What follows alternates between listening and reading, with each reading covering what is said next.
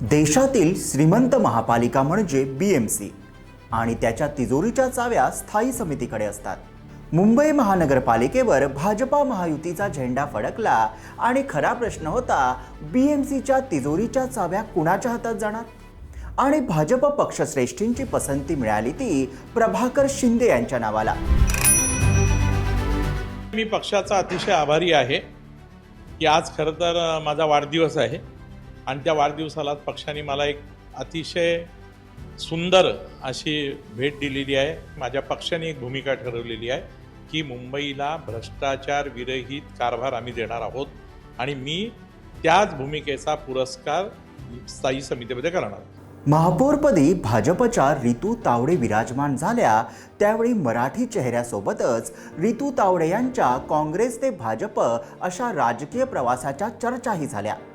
आता भाजपचा मराठी चेहरा असलेल्या प्रभाकर शिंदे यांची स्थायी समितीच्या अध्यक्षपदी वर्णी लागल्यावर त्यांच्या शिवसेना ते भाजप अशा प्रवासाच्या चर्चाही होत आहेत.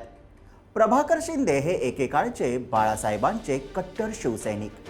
44 वर्ष शिवसेनेत त्यांनी काम केलं.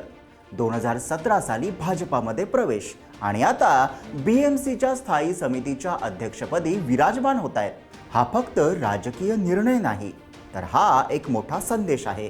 मुंबई महानगरपालिकेतील सर्वात प्रभावशाली आणि निर्णयक्षम समिती म्हणजे स्थायी समिती. महापालिकेचा वार्षिक अर्थसंकल्प मंजूर करणे, मोठमोठ्या विकास कामांना हिरवा कंदील देणे, कोट्यावधी रुपयांच्या खर्चाला अंतिम मान्यता देणे हे सर्व अधिकार या समितीकडे असतात. म्हणजेच साध्या शब्दात सांगायचं तर ज्याच्या हातात स्थायी समिती त्याच्या हातात मुंबईच्या तिजोरीच्या चाव्या. आणि यंदा पहिल्यांदाच हे महत्त्वाचं अध्यक्षपद भाजपकडे गेले. या पदासाठी भाजपकडून पुढे आलेलं नाव म्हणजे प्रभाकर शिंदे. अनुभव, संघटनात्मक पकड आणि महापालिकेतील दीर्घ कारकीर्द लक्षात घेता भाजपने त्यांच्यावर विश्वास दाखवलाय. भाजपकडून स्थायी समिती सदस्यपदी त्यांची वर्णी लागली त्याचवेळी स्थायी समिती अध्यक्षपदासाठी त्यांच्या नावाची चर्चा सुरू झाली होती. अखेर घडलंही तसंच. वय वर्ष 67 आणि जवळपास 5 दशकांचा राजकीय अनुभव. प्रभाकर शिंदे यांनी 1973 साली शिवसैनिक म्हणून आपल्या राजकीय प्रवासाची सुरुवात केली. शिवसेनेच्या शाखा स्तरावर काम करत त्यांनी संघटनेत मजबूत पकड निर्माण केली. 1980 मध्ये मुलुंड पूर्व शाखेचे उपशाखा प्रमुख, 1992 मध्ये शाखा प्रमुख, 1994 मध्ये भारतीय कामगार सेनेचे उपाध्यक्ष अशी जबाबदारी त्यांनी सांभाळली. 1997 साली ते पहिल्यांदाच शिवसेनेचे नगरसेवक म्हणून बीएमसीवर निवडून आले. यानंतर 1999 आणि 2001 मध्ये बेस्ट समितीचं अध्यक्षपद त्यांनी सांभाळलं. 2002 ते 2006 या काळात मुंबई महापालिकेचे सभागृह नेते म्हणून त्यांनी काम पाहिलं. 2007 मध्ये ते तिसऱ्यांदा नगरसेवक झाले. 2017 मध्ये त्यांनी भाजपमध्ये प्रवेश केला. 2020 मध्ये भाजप गटनेतेपदी त्यांची निवड झाली आणि 2026 मध्ये ते 5व्यांदा नगरसेवक म्हणून निवडून आले आणि चक्क महापौर पदासाठीही त्यांच्या नावाची चर्चा सुरू झाली होती. पण अखेर बीएमसीत सगळ्यात प्रभावी असं स्थायी समितीचं अध्यक्षपद त्यांना मिळालं. एकूण 44 वर्ष शिवसेनेत, 8 वर्ष भाजपात आणि आता स्थायी समिती अध्यक्षपदाची जबाबदारी त्यांच्या खांद्यावर आहे.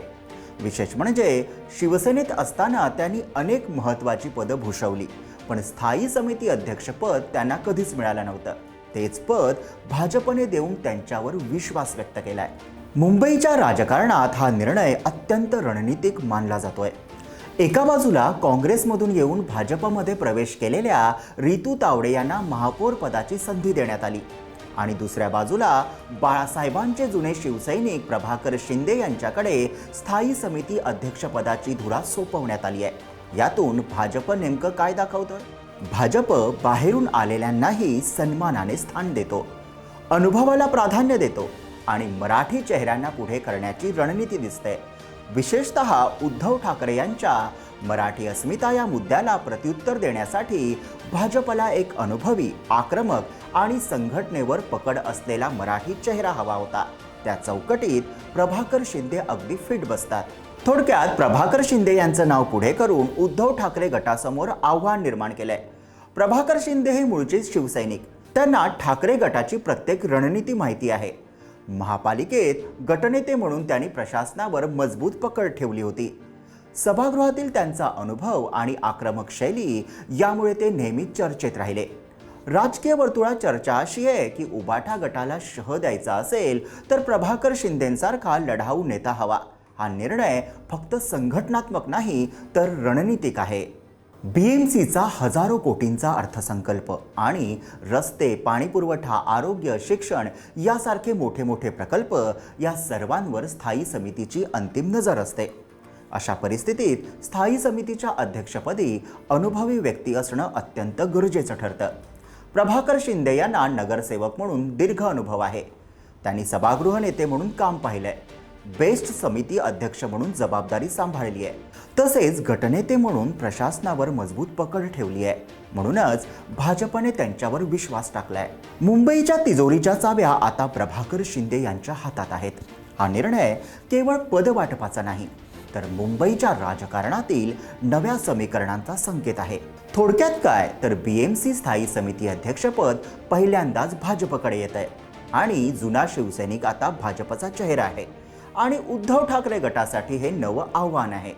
तर प्रभाकर शिंदे यांना BMCच्या स्थायी समितीच्या अध्यक्षपदी बसवून भाजपने ठाकरेंच्या उबाठा गटाची कोंडी केली आहे का? यावर तुमचं मत काय? कमेंटमध्ये नक्की लिहा आणि व्हिडिओला लाईक करा, शेअर करा आणि आमच्या YouTube चॅनलला सबस्क्राईब करा.